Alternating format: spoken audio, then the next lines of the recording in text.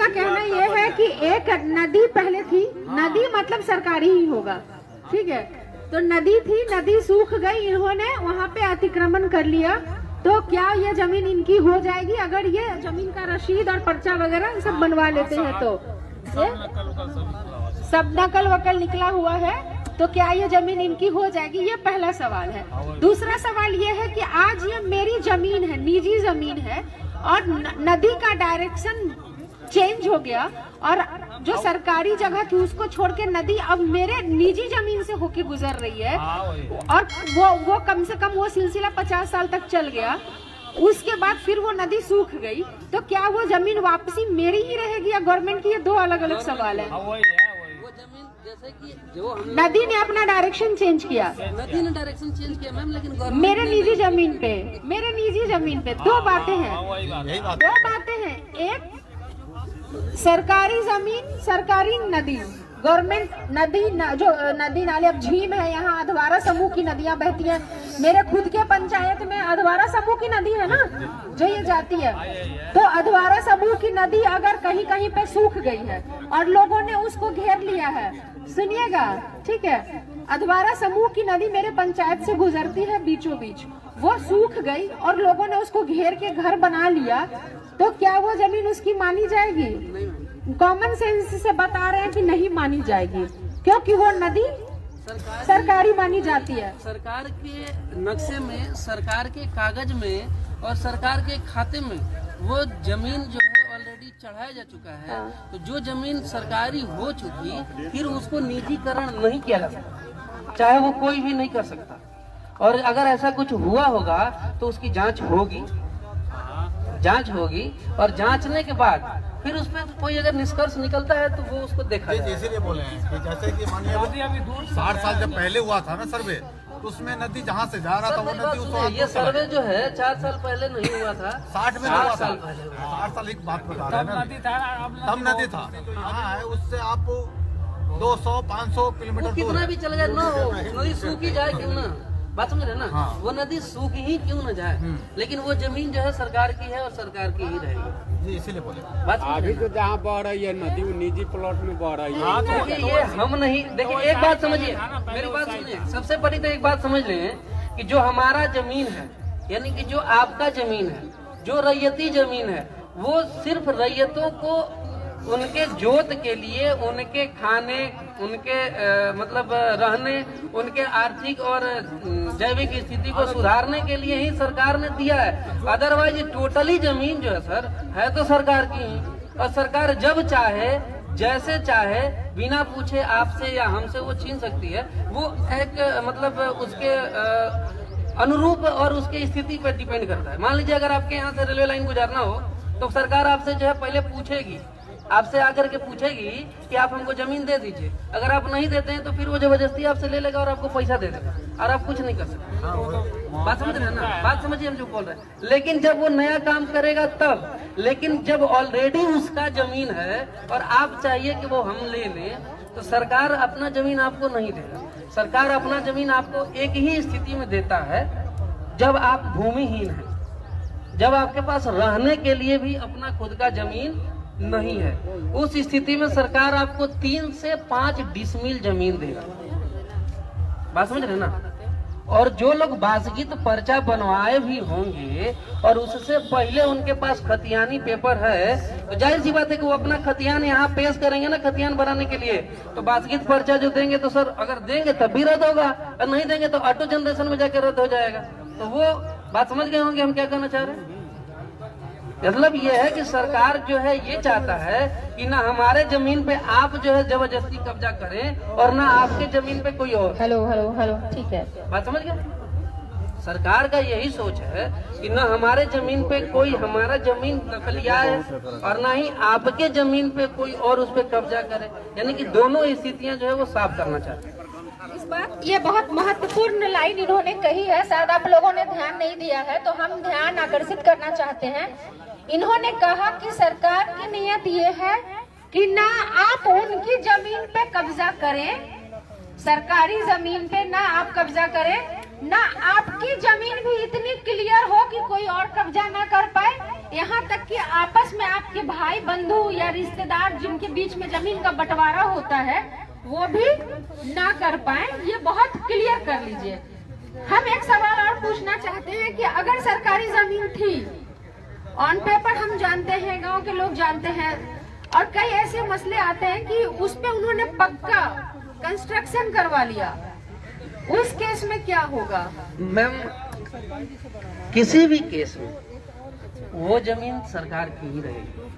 सरपंच साहब, जैसे अभी जो नदी जहाँ बह रहा है तो वो तो फिर बिहार सरकार हो जाएगा। जाहिर सी बात है कि वो बिहार सरकार हो जाएगा। जैसा कि मैंने पहले ही बताया कि सरकारी संपत्ति ये पूरा राष्ट्र है, और जो नदियां हैं वो प्राकृतिक, अभी तो मेरी बात सुने सर, जो नदियां हैं वो प्राकृतिक देन है। जो नदी निकलेगी सर, तो वो नदी सार्वजनिक,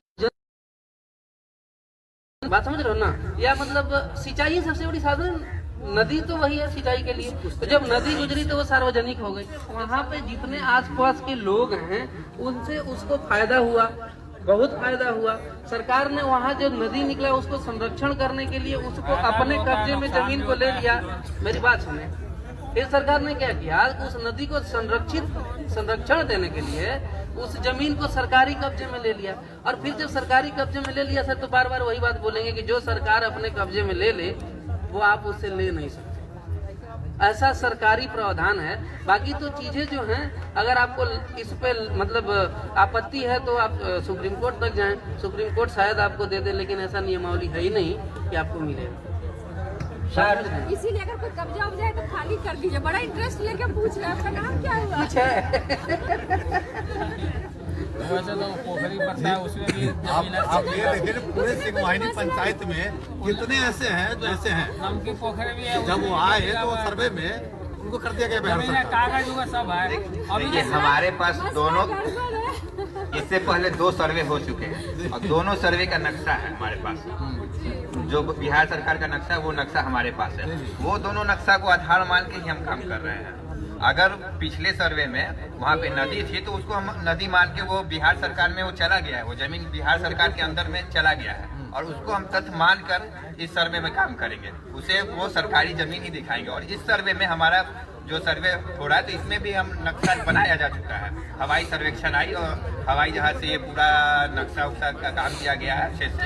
तो उसमें भी अब आ गया है कि यहाँ कहाँ कहाँ नदी जा रही है, तो उसे भी ऑटोमेटिक ये बिहार सरकार के अंदर में कर दिया जाएगा। अच्छा, फिर से अब ये सर्वे हो रहा है, जहाँ नदी है उसको बिहार सरकार के अंदर में वो चला जाएगा। वो नदी है तो उस बिहार सरकार के अंदर में चल जाएगा। जो है पहले से वो तो है ही। भाई मैं भुगा चुका हूँ इसमें, बहुत जो हमारा भी है इसमें चला गया, इसलिए आपसे ये मुझे सवाल किए। अच्छा, सरपंच साहब कुछ सवाल करना चाहते हैं? ये हमारे पंचायत में- मैं सिंहवाहिनी पंचायत का सरपंच फकीरा गुप्ता आपसे ये बिहार भूमि सर्वेक्षण जो होने जा रहा है उसके विषय में कुछ जानकारी लेना चाहता हूँ। मेरे पास कुछ क्वेश्चन है, वो क्वेश्चन का सोल्व आप करेंगे। आप उसी क्वेश्चन को सोल्व करने के लिए आए हुए हैं। कुछ जनता हमें बताए हैं, वो मैं नोट किया हूँ, अब मैं आपके समक्ष रख रहा हूँ। एक में कि दादा के नाम का जमीन अपना नाम पर करने के लिए क्या क्या पेपर किनको देना होगा ये भू संरक्षण में? अगर आप एक एक सवाल पूछें तो अच्छा रहेगा। जी जी, एक ही सवाल। देखिए, जो दादा पर दादा की जमीन है वो खतियान ऑलरेडी पहले बना हुआ है 2 बार। एक 1908 में जब कैडेस्ट्रल सर्वे हुआ था अंग्रेजों के द्वारा, और एक 1960 में जब रिविजनल सर्वे हुआ था भारत सरकार के द्वारा, यानी कि बिहार सरकार के द्वारा। ठीक है, जो पेपर 1908 में बच गया था बनना, वो 1960 में बन गया। ठीक है, और जो 1960 में, तो उसी पेपर के आधार पे वंशावली को देखते हुए, उनके वंश को सत्यापित करते हुए हम उनको आधार देंगे। दूसरा, एक और बहुत ही महत्वपूर्ण बात है जो हम लोग इसमें बोलना भूल गए। ये जो सरकारी जो प्रोसीजर इस बार हुआ है, सुप्रीम कोर्ट 2020 के नियमावली के अंतर्गत जो सरकारी आदेश आए हैं उसके अंतर्गत मैं आपको ये बता रहा हूँ कि जितना अधिकार आपके बेटे का है उतना ही अधिकार सर आपकी बेटियों का है, आपकी बहनों का है। तो जो खतियान बनेगा सर, जो वंशावली आप बना करके देंगे, चाहे वो आप हंस के दें या सर उदास होके दें, आपको अपनी बेटियों बहनों का नाम उस खतियान को बनाने के लिए आपके वंशावली में देना पड़ेगा, अदरवाइज आपका खतियान नहीं बनेगा सर। क्योंकि आप ही के द्वारा कहीं न कहीं किसी न किसी सरकारी योजना में अपनी बेटी या बहन के नाम से आपने जो है उसका लाभ उठाया होगा। तो अगर आप वहाँ छुपाएंगे तो वो सर खोद करके निकाल लिया जाएगा।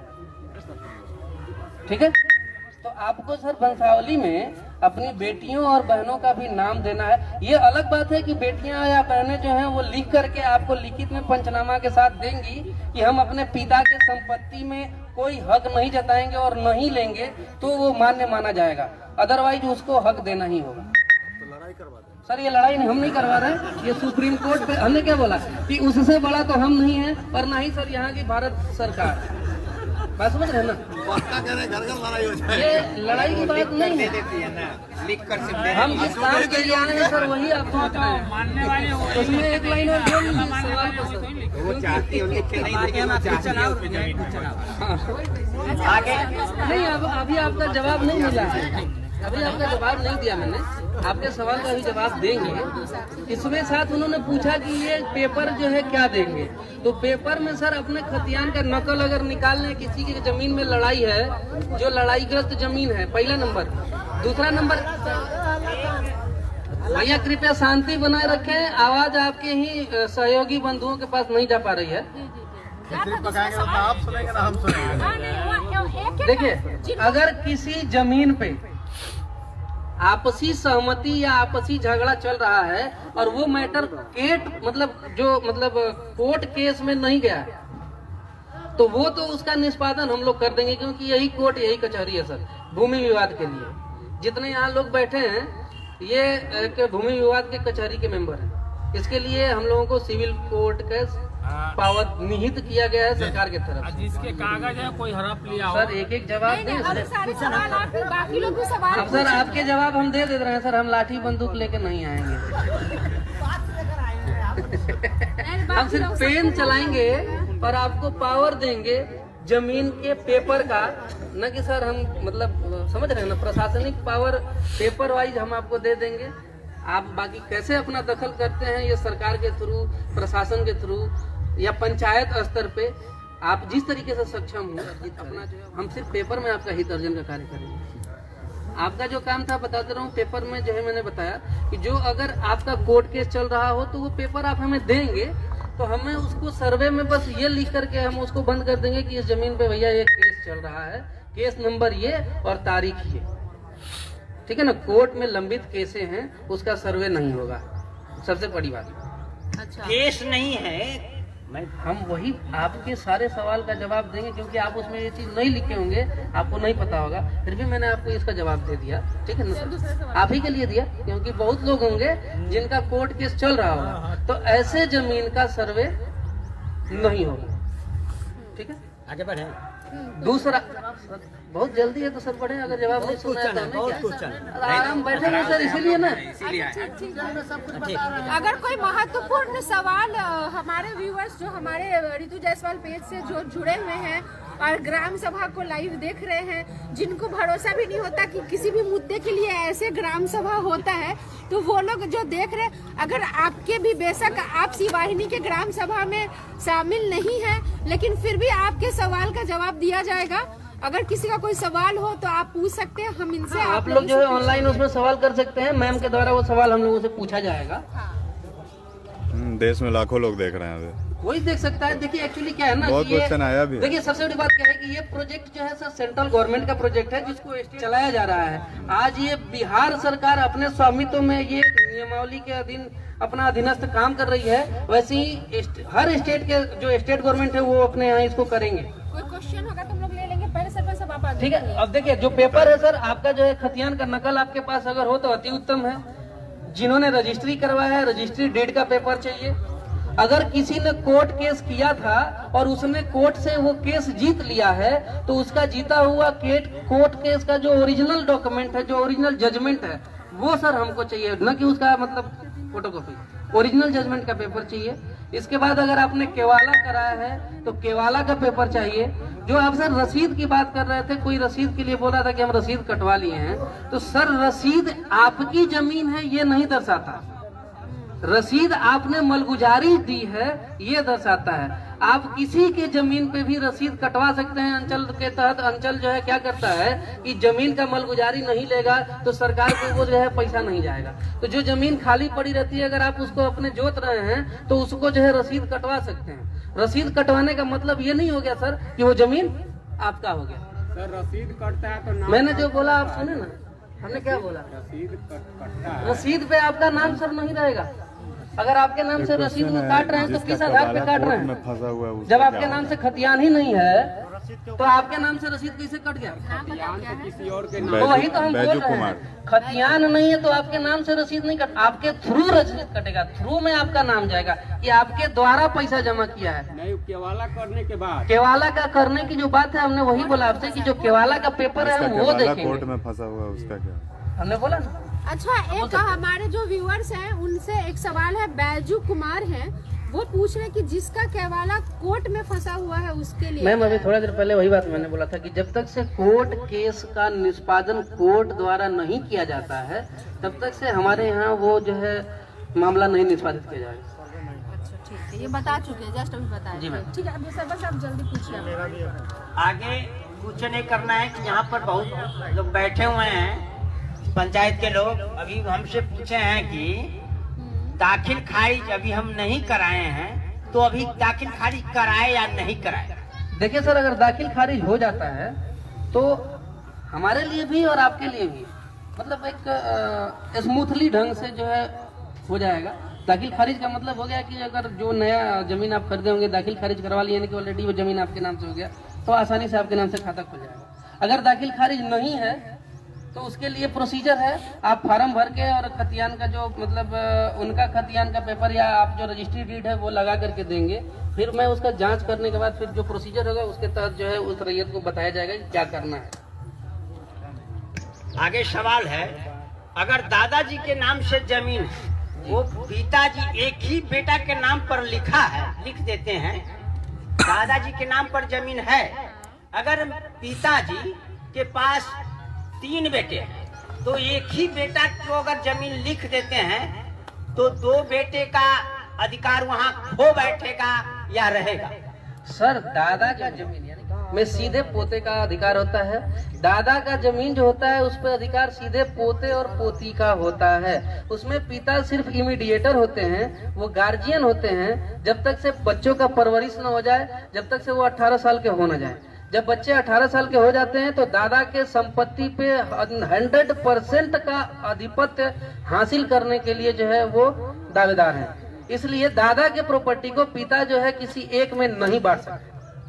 अगर पिताजी के नाम पर जमीन है तो तीनों बेटा को न देकर एक ही बेटा अगर को सर लिख दे पिता तो? के नाम पे जमीन है, अगर पिता ने रजिस्टर्ड जमीन वो रखा है तो वो उसका अधिकार है, वो चाहे जिसे दे दे। वो चाहे जिसे दे दे, एग्जैक्टली। अगर एक ही बेटा को लिख दिया तो एक ही बेटा का हो गया। फिर इस चीज को एकदम माइन्यूटली समझिए ध्यान से।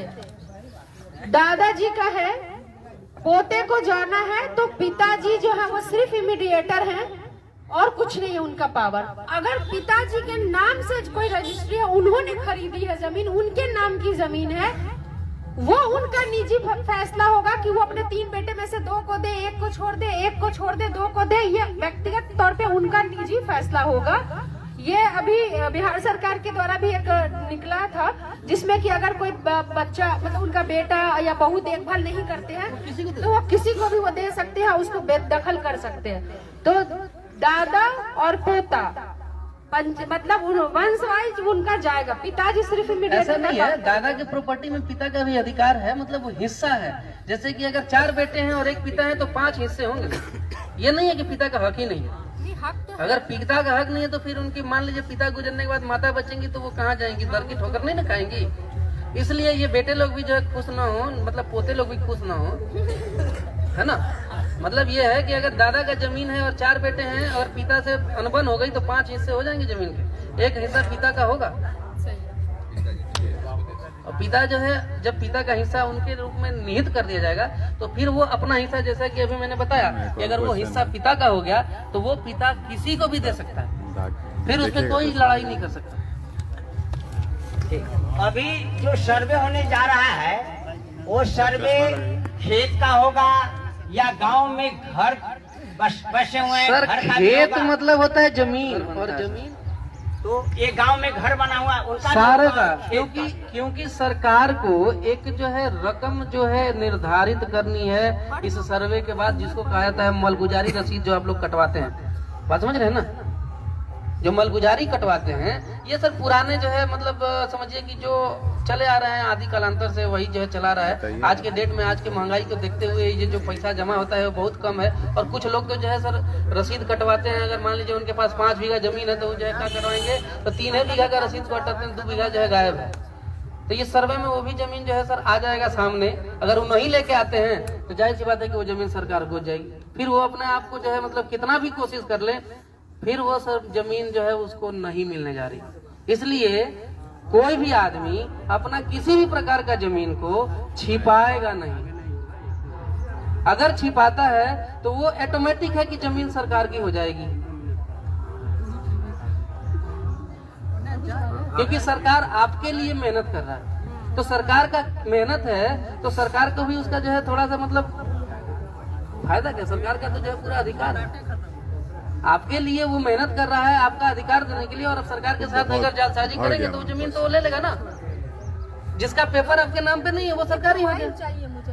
सीधी सी बात है कि अगर आप अभी पेपर बनवाते हो इस सर्वे में, जिसका भी पेपर बन गया तो वो उसका अपना जमीन हो गया। और जिस जमीन का पूरा पेपर कोई नहीं बनाता है, जो जमीन बच गया सर सर्वे में, तो हमको पता है ना, हम तो आकर के स्थल पे उसकी नापी करेंगे। और वो नापी पुराने जमाने वाला लग्गी और चैन से नहीं होगा। जो पहले के अमीन एक दूसरे को लड़ा देते थे कि उनके हिस्से में 2 कट्ठा उधर घुसा दिए, उनके हिस्से में 1 धुर उधर घुसा दिए, वो भी नहीं होगा। यहाँ पे GDPS और ETS के द्वारा, यानी कि ऑनलाइन जो सैटेलाइट है, भारत सरकार का जो सैटेलाइट ऊपर हम लोगों को देख रहा है, जो हम लोग यहाँ बैठे हैं, उस सैटेलाइट के द्वारा हम लोगों का फोटो खींचा जाता है और उसके पास अवेलेबल है जानकारी के गाँव का नाम गलत हो जाए उस सैटेलाइट के द्वारा और ETS मशीन के द्वारा इसका सर्वे किया जाएगा। यानी कि 1-1 mm, बात समझ रहे हैं ना, ईरर नहीं आएगा, एक धूल का ईरर नहीं आएगा, एक कण का ईरर नहीं आएगा। जिसका जितना जमीन है उसको नाप करके उसको जो है उसके हित में दे देना है। पहले चैन था, लग्गी था, इन चीजों में क्या होता था कि जो है कोई इधर तिरछा घुसा दिया तो घुस गया। सर अभी भी टेप नापिए आप, 10 फीट लंबा नापिए और थोड़ा सा तिरछा करके नाप दीजिए, देखिए वही अंतर आ जाएगा। इस वजह से ये नई टेक्नोलॉजी के थ्रू आप लोगों को जो है, आप ही लोगों के फायदे के लिए सरकार के द्वारा इस चीज को किया जा रहा है, जिससे कि किसी भी तरीके की किसी भी समस्या का आप लोगों को फिर आगे जाके सामना न करना पड़े। और बोला जाए, अगर म्यूटेशन किसी ने करवाया हो, अभी वर्तमान में, एक मिनट, गांव का नाम गलत हो जाए, म्यूटेशन कराने पे गांव का नाम गलत हो जाए, या तो फिर जो है यहाँ आप अपने पंचायत सभा में अपने जनप्रतिनिधि 5 पंचों के सामने, गांव वालों के सामने एक जो है पंचनामा करें और तब उसका जो है एक नोटरी सर्टिफाइड करके जो है हमें दे दें। ये सवाल शंकर यादव का था जो हमारे लाइव से जुड़े हुए हैं। दूसरा सवाल मनीष कुमार पूछ रहे हैं कि चकबंदी का क्या मतलब है? देखिए मैम, चकबंदी जो है वैसे सरकार जब करवा रही थी, और चकबंदी बिहार में लागू है या नहीं, नहीं ये मैम। पूछ रहे हैं। चकबंदी जो है पूर्णतः जो है सक्सेसफुल नहीं हो पाया, जिसकी वजह से चकबंदी जो है नहीं लागू हो पाया इस जगह पे। बहुत जगहों पे है बिहार में, अलग अलग जिले हैं जहाँ अगर हुआ है 100% सक्सेस तो वहाँ हुआ है, लेकिन यहाँ अपने सीतामढ़ी में मैम चकबंदी जो है सक्सेस नहीं हुआ। अच्छा, तो जहाँ का है वहाँ चकबंदी का मतलब ये होता है कि किसी किसान का 1 कट्ठा वहाँ, 10 कट्ठा वहाँ, 2 बीघा वहाँ है, तो उसको जोतने में, उस पे खेती करने में उसको बहुत परेशानी होती है। तो सरकार ने इसका उपाय मतलब ये सुझा कि जो है चलो इन सबको जो है एक जगह जोड़ करके सबका एक जगह एक ही खेत, मतलब अगर उसके पास टोटल जोड़ के 10 बीघा खेत होता है तो उसका 10 बीघा खेत एक जगह हम उसको दें, जिससे उसको जोतने में आसानी हो। चकबंदी ये था, लेकिन फिर भी लोग उसमें भी अपने निजी स्वार्थ देखने लगे, रोड वाला हिस्सा हमको दे दीजिए, पीछे वाला हिस्सा उसको दे दीजिए। इस वजह से सक्सेस नहीं, ये नहीं सक्सेस हो पाया। एक पूछ रहे आर के राज है बाबूराम यादव, जिसका केवाला खो गया उसका। मैम केवाला का जो है, आप अगर अपने पास कागज रखते हो तो मैंने बोला ना, केवाला ऑफिस में जहाँ आप रजिस्ट्री करवाते हो वहाँ पे उसका नकल निकलवाना पड़ेगा और मिलेगा। अब आप पूछ लीजिए, उसके बाद फिर बाकी लोग भी तैयार रखेंगे अपना सवाल। बाकी जो पीछे लोग, हाँ, बोला क्योंकि 2 या 3 ही लोगों का मेरा सवाल है। अच्छा पूछने दीजिए उनको। सर मैं भी